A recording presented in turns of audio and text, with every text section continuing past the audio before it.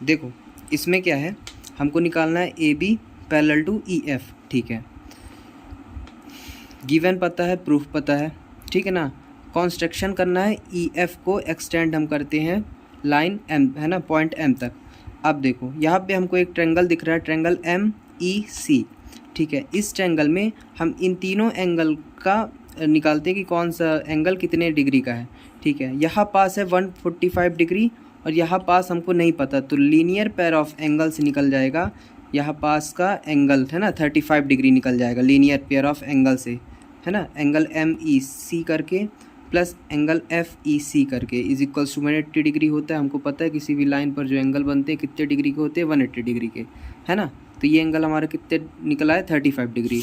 दूसरा एंगल हमको पता था 30 डिग्री, ठीक है।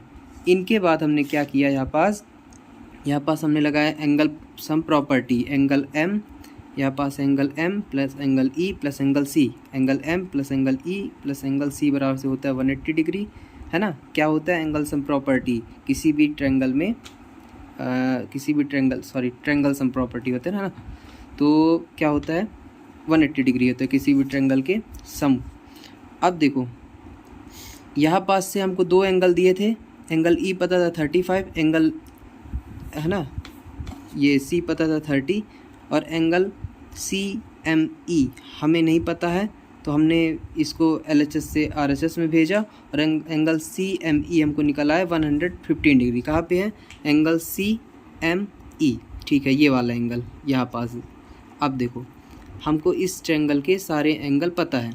अब हम क्या निकालते हैं, इस लाइन पे बनने वाले, इस लाइन पे BC लाइन पे बनने वाले दो लीनियर पेयर ऑफ एंगल का सम देखते कितना आ रहा है। कितना आता है किसी भी लीनियर पेयर ऑफ एंगल का सम, 180 डिग्री। तो एक एंगल हमको पता था 115, है ना, और दूसरा लीनियर ऑफ पेयर से निकाल लेंगे 65। अब देखो ABC, एक ट्रायंगल बन रहा है ABC, इसमें कितना है 65, और एक ट्रायंगल बन रहा है BMF, उसमें भी बन रहा है 65।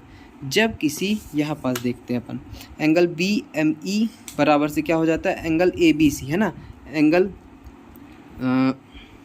BME, एंगल BME बराबर से कितना हो जाता है, ABC हो जाता है ना। तो ये कौन से एंगल कहलाएंगे, अल्टरनेट इंटीरियर एंगल, है ना, ये लिखा है अल्टरनेट इंटीरियर एंगल। अब देखो जब कोई भी अल्टरनेट इंटीरियर एंगल एक दूसरे के बराबर होता है, तब वो जिन लाइन पर बनता है वो हमेशा वो लाइन क्या होती है, पैरेलल होती हैं।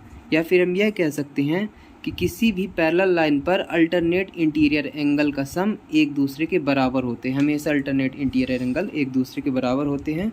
और यहाँ पास से हम प्रूफ कर सकते हैं कि जब ये दोनों एंगल आपस में बराबर हैं तो AB is parallel to EF, when alternate interior angle are equal then the lines are parallel, hence proofed.